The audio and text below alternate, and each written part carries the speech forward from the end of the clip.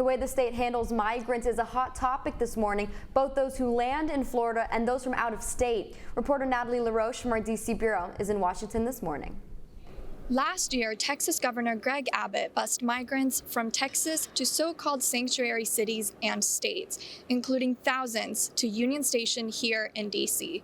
Florida followed suit and sent 2 planes from Texas to Martha's Vineyard.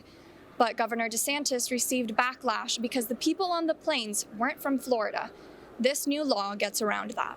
The newly established Unauthorized Alien Transport Program allows Florida to move migrants from anywhere in the country, giving Florida authority to, as the bill says, take necessary actions to protect Floridians from the impacts of the border crisis. Republicans defend migrant relocation as a way to draw attention to the high number of people crossing the border and the financial burden it places on border cities. Democratic leaders in cities on the receiving end call it human trafficking.